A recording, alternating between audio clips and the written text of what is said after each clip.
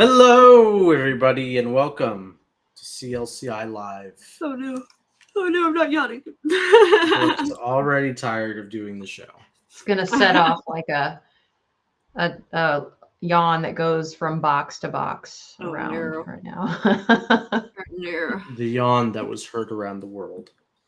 If you're just joining us, welcome to our live, where we talk about different coaching topics and topics related to life coaching. Be sure to like, subscribe, share, comment, and all that jazz. Interact with us. Ask us questions. We love the interactions. Yeah. Did I forget anything? No, I think that was everything. That was it. Well, I should just have a script in front of me. What are we Should. talking about this week? You're talking about everyone's favorite subject, especially Anthony's, emotions. Emotions 101. Specifically, the myths and misconceptions debunked. There's myths around emotions. People have dumb ideas about emotions sometimes that are not based on anything. And we're here to debunk them as experts in the field. Not really, as life coaches in the field, but, we'll give our hot takes on it. So, should we just jump in? Sure. I don't think Anthony's selling any of this today. Like, I feel like he's like doesn't believe a word coming out of his mouth. Like, the more excited and animated I am, it's like the faker it feels. That was excited and animated? That was. Wow. You can tell that I don't have a lot of emotions going on. I'm not a very emotional guy. Maybe that's a myth. I don't feel emotions. Not me, but the person who says I don't feel emotions. It's a misconception and a lie, really. So, what I found interesting as we did our research is that there's not a lot of like defining what an emotion is harder than I had thought it would be. I don't think there's a general consensus that everyone agrees with is what it is. There's not. Yeah. So what did you guys learn along the way? That nobody knows what they're talking about. I think it's kind of like when people try to describe like colors, like what is it like? How would you describe what a color is to somebody who's blind or like a robot, essentially? Like, do you think you could make that description and tell a robot what a color is? It has AI, maybe.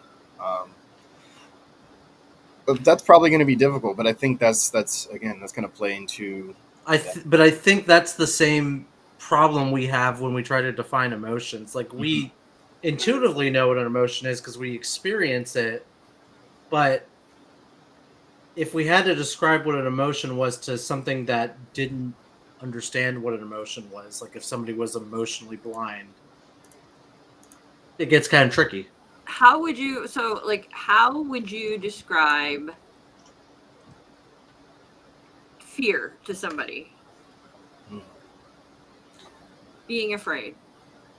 I mean, for me, it's a combination of like worst case scenario thoughts plus a physical sensation in my body where certain things are happening that don't feel good. Like my heart is racing, my palms are sweating, I can't feel like I take a full breath, stuff like that.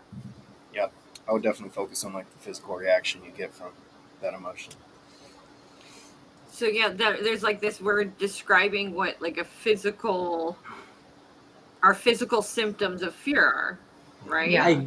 Yeah, but I don't know if that's the whole picture though. Because what else is there? I mean, you can have sweaty palms and a fast heart rate, and maybe feel a little sick to your stomach, but that might not be fear. That might be you have a stomach ache, or that might be you ran really hard and you're exhausted now. Like, there's a qualitative element to fear that's not just physical. What is that qualitative element, Anthony? Difficult to say. It's like an anticipation of danger, emotional distress, which is like, it's not a very good descriptor, but the best way to describe it, like you are suffering because of the fear. Um, that's not even true all the time either. There's times where you can be afraid. Are you? I think you sound very garbly. Yeah, that just your me? sound is weird. No, I hear it too. Maybe you guys sound weird. That's You guys are better. hearing That's weird. better. I'm talking into my microphone right now. Instead of away from it. But I was saying, like, even when I say there's emotional distress involved in fear, that's not exactly true because cat butthole in the mic in the not the mic. It'd be weird if it's in the microphone in the camera. But that's not exactly true when it comes to fear because you can be afraid and be having a good time, like on a roller coaster or watching a movie or in a a haunted maze, things like that. So it's kind of hard. Like I said, we might be using the label fear to describe actually different emotions going on or different things going on, but we're just using the label fear to put it all in like one bag. Did you do your research? Because No. you kind of explained it a bit too. I did different research. So could you explain it, Brooke? I would, but my cat is being very difficult. So the fear essentially, I mean, we can describe it. We can describe all of those things. Nobody is wrong. But essentially, an emotion is a physiological. It's a description of like physiological things that happen in anticipation or our body's prediction, essentially, of outcomes. So when we experience fear, it's because our body is predicting that something bad is going to happen and it wants us to survive. Its job is to keep us surviving and thriving, essentially, right? So it responds to cues and triggers. Our brain responds to all these things that go on and certain things happen. And so emotions are, in a lot of ways, predictions of possible outcomes in different situations. That is how emotions are made, essentially. So we feel certain ways because our body is predicting. We're raised and all of by our environment, essentially, and all of the environmental cues we have when we are raised teach us a pattern of ways to react based on the outcomes of things that we think will happen. Now, the important thing is there's this other piece of feelings that come into play, and feelings are different than emotions. I'm still so confused about this. Jen's been having trouble with this. Sorry. I don't understand the distinction. I think the distinction that I understood it as being is that a feeling is the story we apply to the physiological, to our emotions, essentially. It's that the personal experience that we apply to our emotions, which our emotions are more universal in the sense that everybody is going to have the experience of fear or have the experience of and you name it, joy, what have you. But a feeling is our personal interpretation, essentially, if that makes sense. So it doesn't make sense to me. How you feel about the fear in that moment of fear is going to be different, perhaps, than the way somebody else feels when experiencing fear. So it's a layered emotion? It's the emotion on top of the emotion is the feeling? Yes. I think it's like like one of the ingredients that they said, like one of the things they said was thinking about ingredients, sort of like if you think of emotions as being a whole bunch of different ingredients, or the example was like flour and water and pancakes, salt. Right? Yeah, you can take those three ingredients and make a lot of different things with them. Or the pancakes is a good one. So let's say you're out of, you can make pancakes with buttermilk, you can make pancakes with sour cream, or you can make pancakes with whole milk with a little lemon in it. The end result is going to be a tangy pancake, but all of the ingredients are different. So the feelings essentially are the ingredients, and the end result is, that the pancake is the emotion for all intent. So it's this layered thing that happens. So I think they're not separate. They're a part of one another. It's like the feelings are ingredients of the ocean, or of the emotion of the ocean. Ingredients of the ocean. I also think feelings are like your own subjective experience of an emotion. Like emotions, like Brooke said, universal. We all come stock ready with certain types of emotions, but we feel those emotions in different ways, depends on a lot of things. Probably depends on your upbringing and your culture and your the way, your physiology, your health, like a lot of different things can affect it, but it's that personal and unique experience of that emotion is how I think of it. Okay, so like at the end of a coaching session, when my client says good, when I ask, how are you feeling? The good might not be because they're actually feeling happiness or joy. They might be feeling good because they've processed an emotion or identified emotion. Does that work? I would ask further, what does good feel like?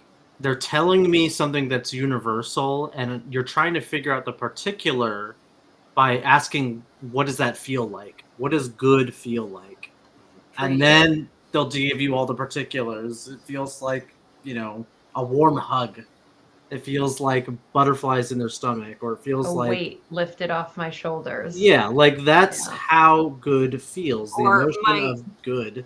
Yeah, my stomach isn't, isn't going to be in a knot anymore. You know what I mean? Like, and that's important distinction when we're working with our clients. And that's, we're all doing PCC coaching right now. No. And that is a question that it would be a great question to ask, right? I want to feel good at the end of the session. Well, what does good feel like? What is that? Tell me more about that feeling of good for you, and letting that client really tap into the physiological response to good, their definition of good, what is good to them, whatever that might be, And like it wouldn't make sense to, like, when a client says, I want to feel like a weight's been lifted off my shoulders, it wouldn't make sense to then ask, oh, so what does that feel like? I just described what it feels like. Right. I guess an appropriate question, not that you would really ask this, but okay, you said that you want a weight to be lifted off of your shoulder. You want to feel that. What would you call that feeling? And then they might call that a emotion, like, I want to feel happy. I want to feel great. I would ask, if I want to feel a weight lifted off my shoulders, I would say, okay, what does a weight lifted off your shoulders do for you? Or what does that feel like when a weight's been lifted off your shoulders? It feels like a weight's been lifted off my shoulders. Well, lighter, there's other words. Depending on the client, though, don't you like, depending on the client, I feel like you could trigger, if you're asking something that they're feeling is like, I just told you, I just said it. Yeah, that's why it wouldn't make sense to ask around that. Why is that triggering? Well, that's why it doesn't exactly make sense to ask what a feeling feels like. You've already asked what the feeling is, and they've told you how that would feel. So, but I'm only saying that as a way to make a distinction between emotions and feelings, where feelings are particular to the individual. Yes. They feel like something, like an experience. Whereas an emotion, go on. If we were, I want to feel joy. I want to feel relaxed. I want to feel all of these things. Well, I can ask into that. Well, what does relaxed look like for you? What is, and that's when we tap into that. Or what does relaxed feel like for you? Or we can ask in a number of different ways. Yeah. And get whittled down to that personal experience. And I think that's the difference there in between feelings versus emotions. And I think it is very critical in coaching to sort of understand that a bit, especially because we want to whittle and be curious about the emotions, because the emotions will bring us to the feelings. Mm-hmm. That makes sense. We make observations like, I've seen a shift in you. It sounds to me like what you're saying doesn't match the way you're saying it. It sounds, I'm going to make an observation. I'm hearing anger. How does that land? And those kind of observations about emotions, whether they just be something we observe or what have you, is what going to bring us to the deeper feelings of our client, and the individual feelings of our client. It's interesting too that as we're talking into our myths and misconceptions here, I just tapped on one. Is that, and we've talked into it and we've danced over it a bit, is that not every emotion shows up the same way in every person. Right. I'm going to have to grab water in a second before I do. There is this cartoony concept that we all feel like exists, and I thought this is an interesting point, where everybody sort of assumes that we should be able to recognize anger in somebody right off. There's a universal recognition of anger, of, certain face, a certain expression, a certain body stance, or joy. There's certain things, a smile or what have you, and everybody does this thing universally. But the truth of the matter is, emotions are not expressed as universally as we would like to think they are. I want to make a particular point so we're not mixing these sort of terms up. Universally, when somebody smiles, like a human smiles, that does indicate happiness. That's the unless it's a universal. half smile, because if it's a half smile, it's content. Or an God angry damn it, smile. Jen. I'm trying to make a point. So it's universal for humans going one way, where a smile indicates happiness, a frown is displeasure, but it doesn't go the other way. Whereas there's a lot of ways to indicate displeasure that are not culturally true though, normative. but I can smile when I'm nervous. I can smile when I'm sad. I can smile when, I can smile I can think of 10 different situations where I can smile and it is not an expression of happiness. I can smile when I'm uncomfortable and I'm just I'm placating. I can smile when I'm it doesn't always equate happiness at all. So don't make that grand sweeping assumption, Anthony, because you perhaps may have been reading the world wrong your whole life. So if I see a dog wagging its tail, I'm not going to assume anything. I'll be like, whoa, maybe he's wagging his tail. Dog. We are talking about humans, and you are bringing dogs and mammals. That's actually one of the myths, that our emotions are animalistic by nature, and that in fact is not true. Okay. Yeah. I'm the one bringing in all the myths. It's wonderful. We're just going to debunk all the stereotypes for Anthony today.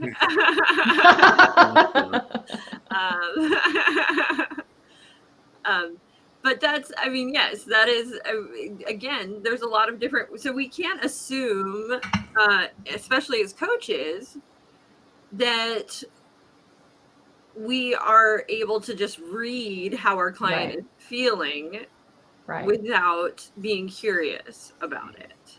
Right. So instead of, oh, I noticed you look happy, it's, I noticed there's a smile there. What's that about? Tell me more about the smile. I'm curious about the smile. Brooke, why is it that you do smile when you're nervous? I smile when I'm nervous all the time. I laugh when I'm nervous. That's I do too. I'm asking why though. It's just a habit. I'm not even thinking about it at times. Why do you think that's the case? Probably because I'm ultimately a people pleaser, and I would rather appear happy and like everything's great in a situation than look pissed off or what have you, how I'm really feeling on the inside, because by expressing what I'm really feeling on the inside, it could cause some kind of instigation or somebody could ask into it. Yep. So if I just smile and look happy, at least. So what you're everything will telling be me is smooth. that you're smiling to signify that you're happy. Yeah, I could smile to signify that I'm happy. Okay. I would guess. Now I'm not gonna stand. I'm gonna stand by my original point and say that a smile universally signifies an expression of happiness. It does not mean it going the other direction, though, where you can express however feelings you want in a variety of different ways. But the way that people express and signify emotions is pretty universal across cultures. That's my point. Perhaps. Perhaps. You guys don't know. I think for the most part, yes, Anthony. I'm mostly just mad at you guys, and I'm trying to make I mean, Look, you're smiling while you're mad. Perfect example. You don't know how I feel, Jen. You don't know if I'm mad or not. You just said you were mad and then you smiled, so. Yeah. I'm making a mad face for all the podcast listeners. Okay, what are some more myths about emotions? There's quite a few. There's quite a few. There's a big one. Women and men, and how we deal with these emotions. It's not even how we deal with them. It is how we deal with them. How they're perceived. The perception of emotion as it is expressed. The first assumption is that women feel misconceptions that women feel more than men, because that is just not true. It is like universally not true across the board. What is true, though, is they've found is that women are more expressive in their facial expressions than men are. So we show our emotions perhaps on our face more than a man does. But the second part of that isn't even that's 100% true, and the reason why we appear more emotional. The other piece of it is that our emotions are interpreted completely different when we express them than when a man expresses it. So when a man expresses emotion, it is interpreted that it is in response to something in his environment. When a woman expresses emotion, it is interpreted that she is expressing it as a result of something within inside her unique self. So it's this has been, at least in American culture, and at least in cultures where there is a distinct masculine feminine role that has been established, this has been found across the board, where basically women are blamed for their emotions and environments are blamed for men's emotions. So if a man gets upset, it's because he just went through something happened to him that day. But if a woman does it, she's crazy. It's because she's not capable of controlling her emotions. Yeah. She's the problem versus the environment's the problem. The man's just in it. Yes. She's going through it. And then and the second part of that too is we're more willing to express and show our emotions on our faces, but that doesn't mean that a man is not experiencing an equal amount of emotion. Just men across the board, no matter the emotion, are less inclined to express. And this has been so proven that when politicians and things run for office that are women, they are often coached and taught to refrain from expressing, and to hold their expressions and to express less, because we are just more inclined to be expressive. Angela Merkel is a good example. What was that? Angela Merkel from German Prime Minister. But also that might be because she's German. It might not be a woman thing. That might be a cultural thing. Yeah. I don't know who this is. Should I know who this is? She's a girl boss. Yes, this is a common person. Jesus, Jen. Come on. Sorry, I don't watch the news. Where would I have learned boss. this person? You would have... Jen, never mind. I'm not. Is she in history books? Where would I have learned about her? I mean, I don't know. She's around the time that Tony Blair was prime minister too, and still the current I don't think she's the current prime minister. You're naming people I've never heard of, one after another. Should I I'm know fe- this stuff, you guys? I'm feeling certain emotions Jen, right I'm on now. the same boat as you. What does it Do you mean know that I don't know any? this? Do you know any country's leaders that are not from the United States? No, why Justin would I know Trudeau? that? Oh my. Trudeau, okay, I've heard of that. Okay. But like, He's friends with Angela Merkel. What about Putin? Okay. okay, I've heard of Putin. We Okay. digress.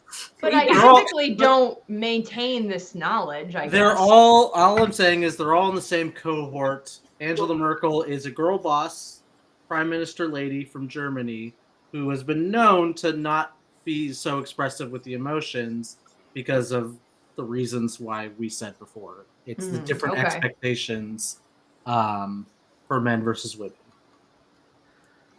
I'm sorry to expose and call you out, Jen, for not knowing. Well, now everyone Women on the internet knows that I do not know world leaders. There you go. We're gonna edit out just that part and like, make a meme out of it. Also, not prime minister, chancellor of Germany. Different thing. So moving on, men and women very different or very much the same emotions, but we just might express them and have them be perceived differently. But in fact, we all have emotion, unless there is some, abnormality that goes on in our actual physiology. We all typically will experience some level of emotion similarly.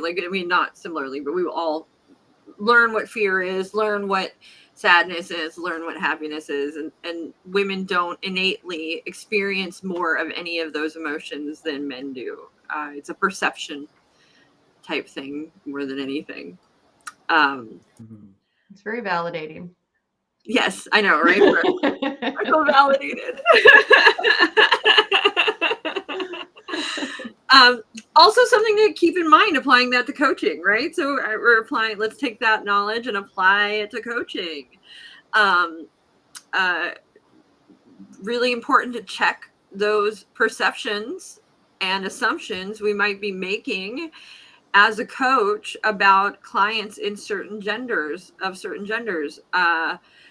And it wouldn't be fair to assume that a man is feeling less than a woman might be in the same situation, or that awareness that a man might express less, have less expression, have more subtle expressions, might be something that is important for us to know as a coach, because we will have to be probably more curious and listening more deeply to hear and identify those when those emotional cues and feelings come out.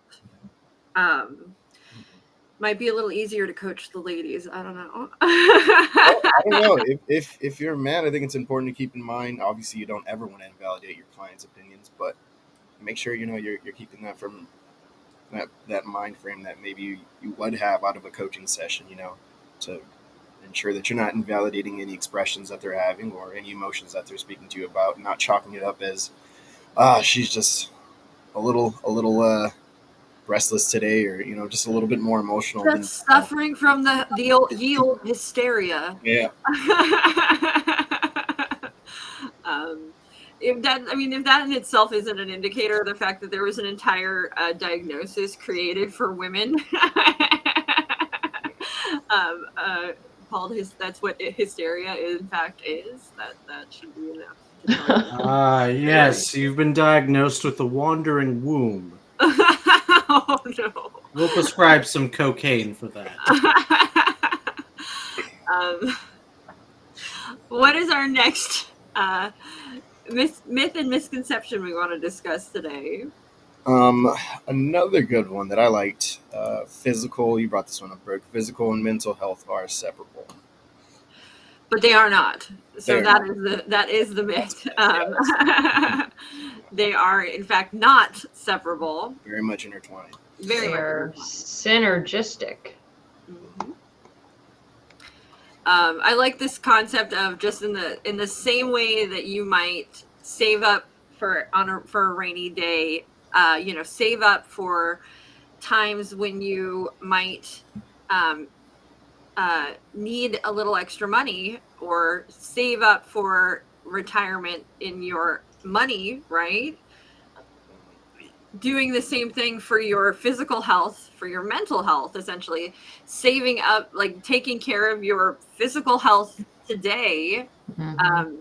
investing in it and saving in your physical health today so that you're able to later have good mental health when maybe you're not in the best of physical health, essentially, or when these things come up, how they're very much intertwined. And so you should think of them as such, and know that if your physical health declines, your mental health is going to decline with it. So taking care of your physical health is going to always support your mental health. And so if you want to be strong, healthy, physically and mentally, it's good to invest in your physical health now, when you can, when you are already healthy. It's like making a deposit for Mhm. something that you're going to take out later. Yeah, Yeah. exactly. I think, I don't know if this is a myth or a misconception, but I think it's an assumption. And you talked about this, like, why is there a distinction between physical and mental, not just health, but just physical and mental, like, parts of a person's life? Um, like the body versus the mind. Why is that like an assumption that a lot of It is weird because they are, coaches make? in fact, part, your mind is in fact part right inside of your body. It's right Right. there. I know, and I'm like, Everything inside it. I'm barely opening a little can of worms right now, but like, I think it's an assumption we tend to make that maybe we shouldn't make on behalf of the clients, that there is a mind body, like, dualism or mind body separation. There's the mental aspect, and then there's the physical material aspect of things.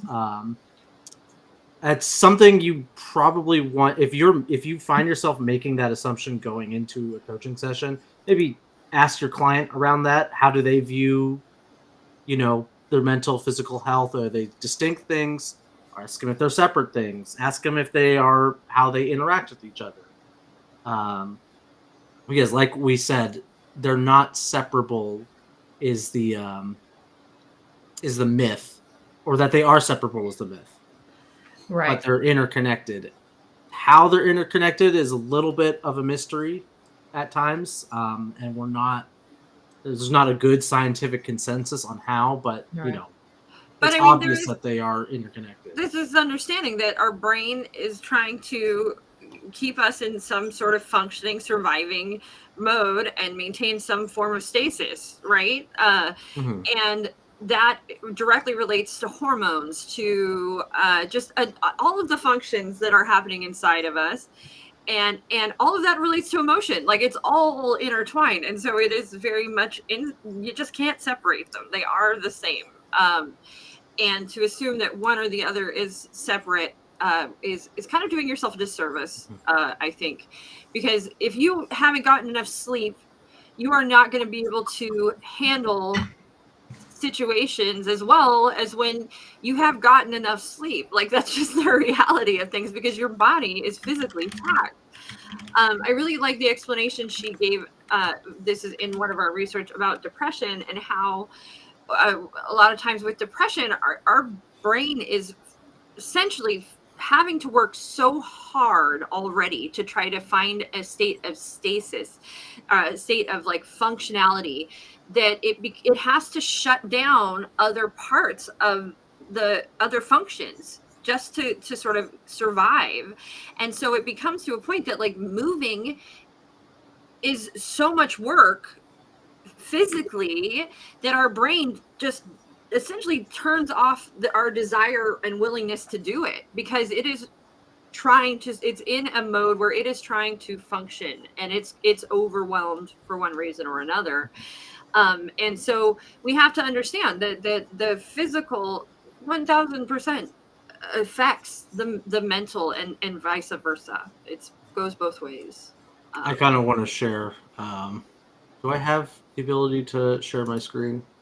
You should. Yeah, you should be. No, actually, I don't because I'm not logged in as one of You you. don't. You don't. But No shit. I just thought I'm looking at like a starter pack meme, which is why do I feel so good all the time? Starter pack, and it's just like eating healthy, drinking Mhm. water, getting regular Mhm. exercise, having a sensible bedtime. Like if Yep. you hit those four things, you're going to dramatically impact, your mental health, regardless of any like event that is happening in your life that is detrimental or beneficial. If you got those four bases covered, you're probably going to feel good no matter what.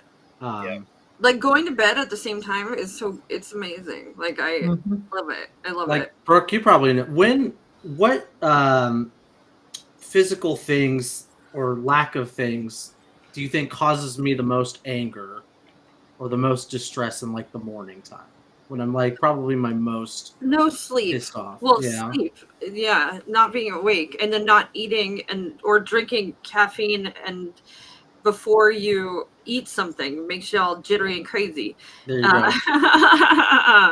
And not We able probably, to handle if I just had those three things, I probably solved most of my emotional issues. Anthony can from attest. Anthony can 9 attest to a.m. how to I am. 1 p.m. I can't function without coffee in the morning. Like after a little bit of time in the morning, I just turn into a crazy woman. I get mad and I'm impatient. And then I also get hangry. I am like, I can be very Mhm. hangry. I can be Yeah. a very hangry person. If I don't have Yeah. alcohol later in the evening, my hands start to get a bit jittery. I start to get sweaty, What? angry. No. We might need that on another live if that. If I don't have a cigarette, every 10 minutes, I start to get a little. I don't smoke. I also don't really drink that much. What's interesting too, though, so in this space of like physical and mental and how they're connected, Jen, I'm not going to share any details, but I have coached Jen, and what's interesting with the way that she talks about how she is feeling, she directly refers to parts of her body and what they are feeling in that moment, and she will talk about it like a physical symptom. She has physical symptoms of her emotional feelings and she feels them in her body and will express it, and more so than I've ever experienced with another client, where she locates the problem in her body, and when it has changed, it is a new physical sensation that she feels, and that physical sensation is no longer present or has changed or something along those, and she will speak about it throughout that process, like throughout the process of how things are moving. And Anthony would just love coaching me. I have no frame of reference on like how you're describing emotions or how Jen would describe it. Like I have a strong somatic awareness, but I have learned it. It's not like it just came naturally. I had to like seek the information out, and it's only been, the past few years that I've acquired it. So I lived most of my life having no idea what I was experiencing physically, and now I'm very, very aware of it. So, yeah. Yeah. So when I feel stressed, it feels like the hair is falling off the top of my head. That's how I feel stress. I don't think anybody but you or I get that joke, Anthony. It's because he had his hair actually fall out of the top of his head from stress. Oh gosh. Which doesn't feel like anything, really. Yeah, it doesn't. I thought that was another joke. No, that's not a joke. No, not a joke.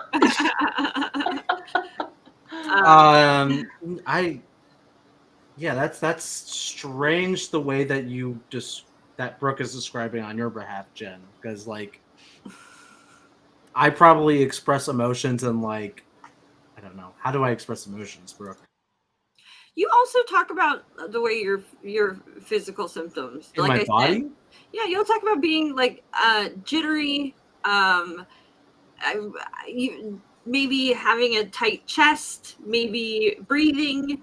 I think that you don't have as much awareness of, like, Jen has taken a lot of time to sort of identify the physical symptoms of emotions, and I'm gonna guess that you have not sat down and started to. No, I think it might be cancer that I have, or a heart attack, or some other actual real disease that's going on that I Yeah. can't locate at all.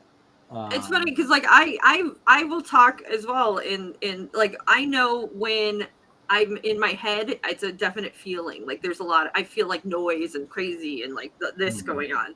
And when I'm settled, I get a sensation of calm, like solidarity. Like I'm connected to the ground, if that makes sense. And that's something. It's like feeling like I'm flying through the air versus feeling like I'm grounded and settled and moving slowly. I will get knots in my stomach, or all, there's all these.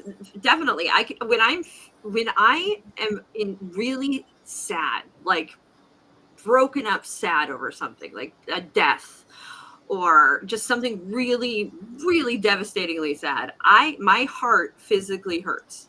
I don't know how else to explain it, but like I get this deep ache in the center of my chest, and there's no other sensation other than it feels like my actual heart physically, like it hurts. And I understand the words like heartbreak and everything because it feels like that, and it's a physical sensation. It's not just a metaphor. Yeah. And I don't know, like that is like true sorrow I feel right here. Jerome, are you in touch with your like physical experience of emotions? I'd like to think that I am. What Brooke's explaining there, yeah, I get that often. That angst when something bad happens, that heartbreak, I can physically feel like I'm in a position I do not want to be. Which is interesting because Jerome says a position he doesn't want to be, and I think that brings us to our next myth, which is emotions should be fixed. Yes, good one. I mean, I'm kind of opposed to fixing anything that isn't like a doorknob or radiator. I feel like we can only fix inanimate objects, not people. Like, or fixins on like a plate of food. I mean, maybe we can fix like physical parts of a person, perhaps. Like we can fix somebody's limp, or we can fix the aortic valve on somebody's heart. But as far as like fixing emotions and feelings, no, I don't feel like that's something we want to do. How would you even fix that?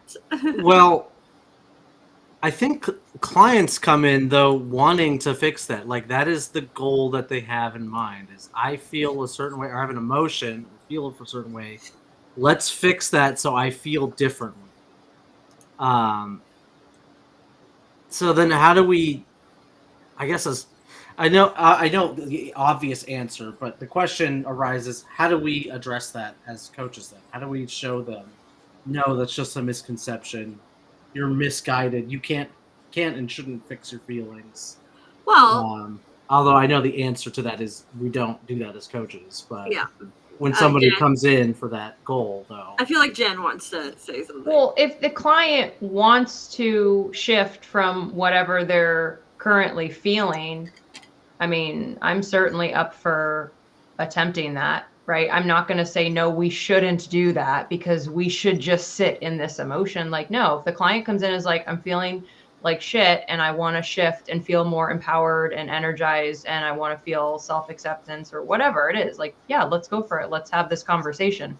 Who am I to say that we shouldn't do that? But if it's like the opposite where, they don't have that desire to shift and I'm like trying to push them to shift, that's also a problem. Like I have to just be with them in that emotion and not make it a problem. It's only a problem if it's a problem for them. It's not a problem for me. The only time I will say that I like when a client comes in and makes a judgment about something they are feeling. So like if I have a client that comes in and tells me, I feel this way and I shouldn't feel this way. I feel bad and I shouldn't feel bad right now. Mm-hmm. I will ask around that shouldn't. Like, yes. Why shouldn't you feel bad? Why shouldn't you feel bad? Why I will ask into that because that to me is them having a conception that they are not allowed to feel what they are feeling, for one reason or another, or they should not feel, and that I will ask into those judgments that they are making about emotions they are experiencing, and just ask into it, and not with the intention of, oh, I'm going to ask so they come to terms with, so they're okay with it, but I'm going to ask to shine a light on a judgment they are making about themselves. Yes. And that's usually all you have to do before they'll go, well, okay, and they realize, okay, wait, this is me doing that. I'm making a judgment around something I am feeling, and that truly, it's not whether I should or shouldn't feel bad. I feel what I feel. Most of the time they come to that on their own, but I will ask into those moments when they're passing judgment on their own emotions, for sure. Yeah.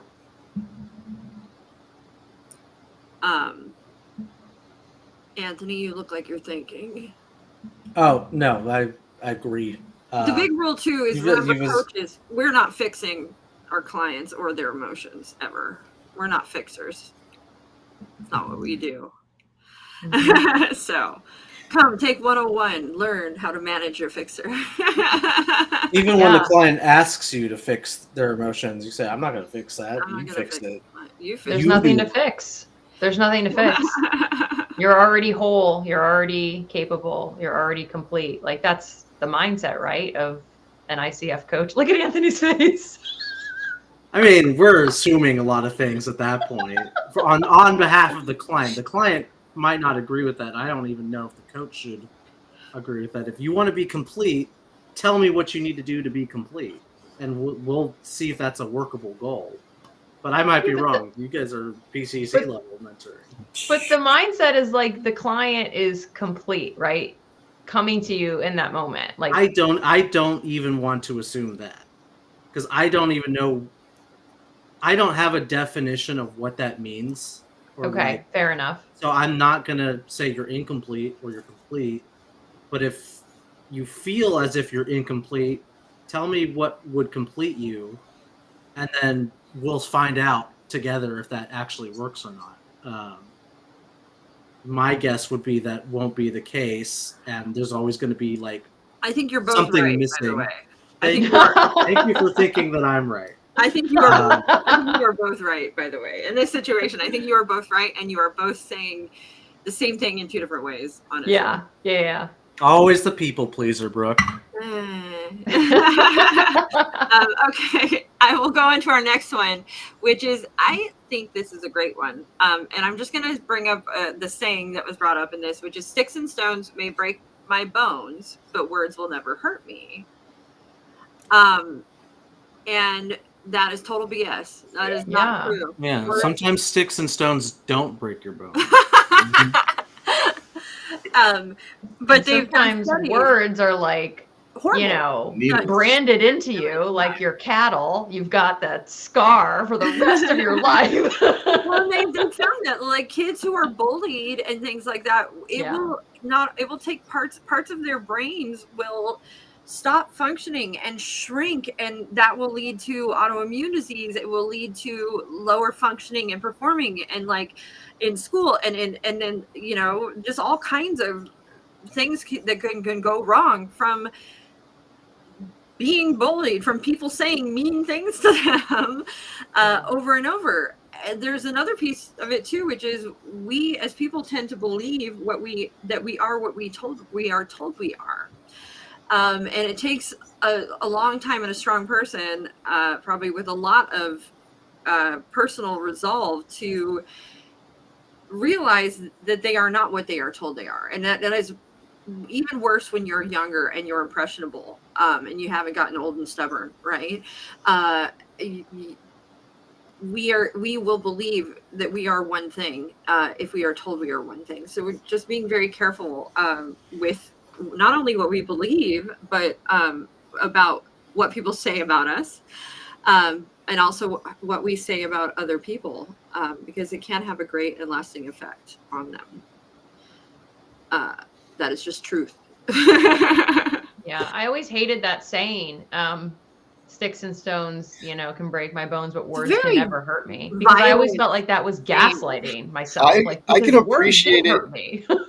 I can It's very appreciate the violent. sense of strength. It's something that, you know, is supposed to, you know, pass along strength to somebody that may be dealing with maybe someone saying something, you know, to try and hopefully motivate them to kind of just brush it off. But Like, it doesn't in mean most anything. It's not, case you know. scenarios, yeah, it's going to affect, you know, a negative words being said to you are going to affect you. Also, I think in elementary school, whoever said that, it was a personal challenge to then hurt them as much as possible with words.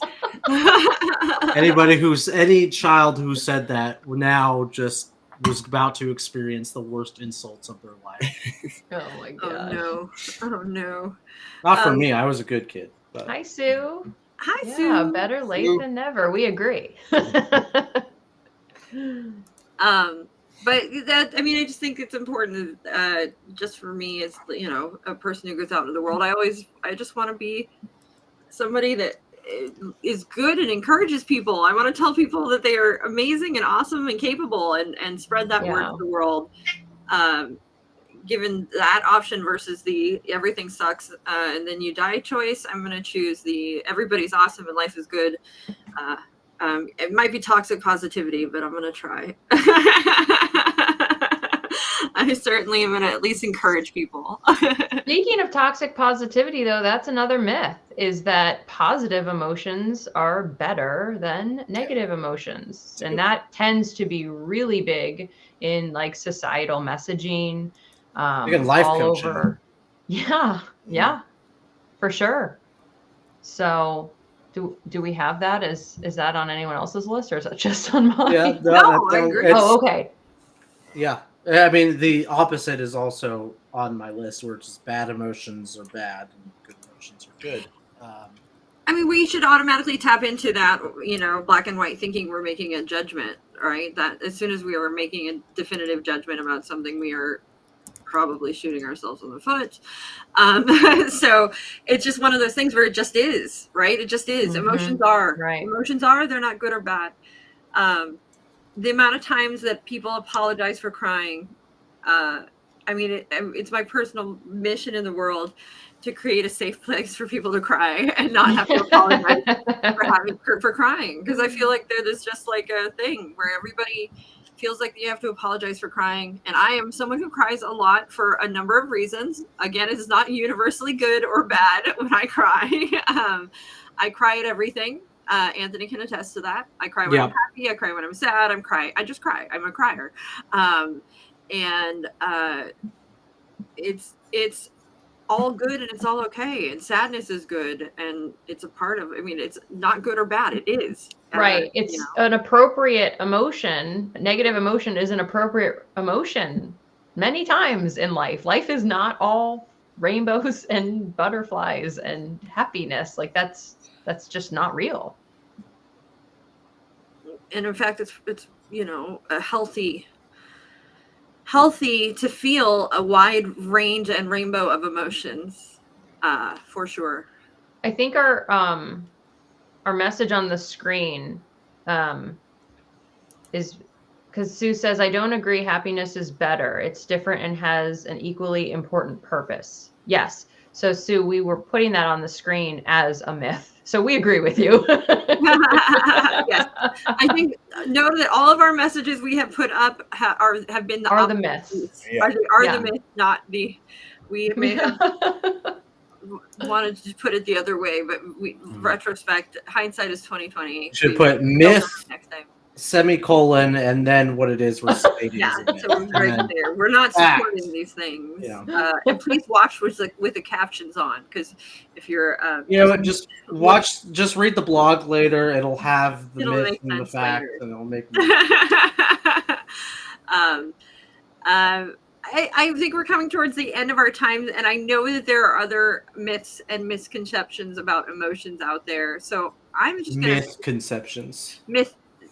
Emotion, a myth. I don't know. Emissions. I think just myth-conceptions is fine. Myth-conceptions. Hi, Lisa. Hi, Lisa. So Hi, Lisa. I think as we come to an end, I think the big reminder is just to keep an open mind about emotions and about perceptions about emotion. Be willing to be a coach about emotions. and feelings. Be curious. Instead of assuming you know what people are feeling, or you know what the emotion experienced is, the appropriate one or is inappropriate or wrong or anything. Just be a coach about it. Approach it without judgment and with curiosity. And we did talk about tears being bad, Lisa. Yeah, Lisa, we said that we agreed that they are bad. We agreed that if you cry, you are weak. And probably a girl. Most likely, yeah. Oh, gosh. Yes, we did. And we definitely agreed that we wanted to create a safe place for tears to be had, good or bad or otherwise. Final And thoughts? yeah, final thoughts. Everyone else? Be a coach about emotions. Check your biases, be curious, and let go of judgment. I've just got one more myth, and it is attending Acme will not improve your ability to coach. Who's spreading this myth? I'm going to debunk that right now. Just letting you guys know that Acme is on sale. If you guys aren't aware of that, that is our alumni coaching mastermind event. If you guys are interested, go ahead and purchase your tickets. We'll drop the link here actually in a second. But get them now because tickets are going to go up May 3rd. So if you guys are interested in Acme, you can do that. You can register here in the chat. And then also you can always just reach out to the office. Sue said lie, lie, lie. Yay, Sue, Sue already has no, a ticket. She's no longer invited to Acme. You're not invited anymore. That's right. I love it, Yes. Sue. So glad And you're here. Acme was created because I wanted to watch more people hold space for others that potentially feel emotions and have tears. And I wanted to witness coaches in action, and I wanted to just, be an observer of that craft. And so that is how Acme came about. And I can't wait. I'm excited for the next one. Yep. It stands for Alumni Coaching Mastermind Event, not for the company with the anvils and the hammers and dynamite. Final thought for me. Assume you don't know anything about emotions. How about that? Don't assume you know about your client's emotions, and assume you yourself know less about them. And be curious and ask about emotions and what those emotions feel like for the clients, because every client has a particular way they feel an emotion. Yep. Curiosity. It's the antidote, the solution, the strategy. Give you that curiosity feel.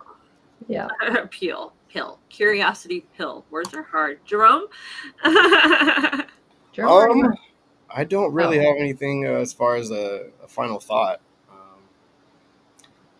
I know it was a lot to wrap my head around when we were doing research, but I am glad what I came out of this. I think I do know the difference between feelings and emotions now, which is, I know Jen was struggling with it too. I wasn't brave enough to admit that I was also struggling with it. But and if you missed the beginning of the live, we do explain what the difference between feelings and emotions are, and I think in a way that people can understand. It's a very muddled way at first, but I think we do come to a consensus. Way through that. We do. We make our way, and I will say it has not changed anything for me. I will still continue to use the words interchangeably and have my own understanding of them. I think that you can use them interchangeably, but I think that I just think of like a feeling as an ingredient of an emotion. Mm-hmm. Like, yeah. Now we just have to remember who Angela Merkel is, and we'll be all good. Yes, I'm going to look her up when we get off the live. There you go.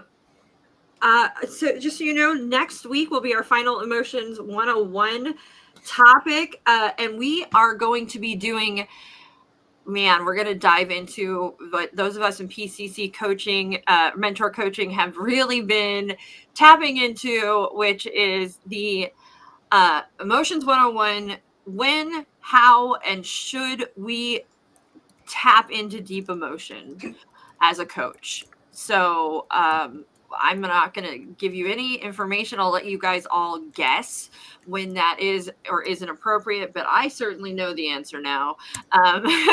So everybody else, you'll find out if you tune in next week at 4 p.m. Yeah, PCC coaching is the next level too. Boy, howdy.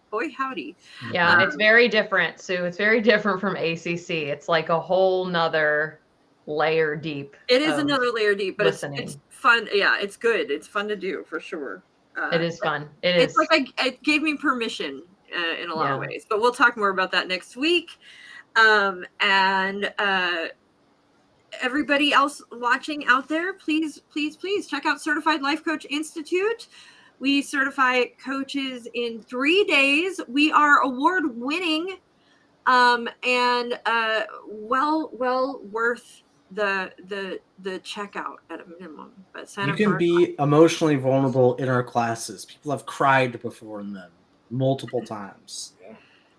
Pretty frequent. Including Jen and Jerome. They've cried lots of times. I literally did one exercise in one of the classes. It was the I am allowing exercise. I'm not going to spoil it, but oh my God, I was literally just bawling to a complete stranger on the other side of the Zoom. You don't have to do that though. Like, did you apologize to them for crying? No, I did not apologize. I felt safe in the space. He did a good job holding it down. Alrighty. We're going to sign off, y'all. Have a good night and check out Certified Life Coach Institute. See you next week at 4 p.m. Tuesday, Pacific Time.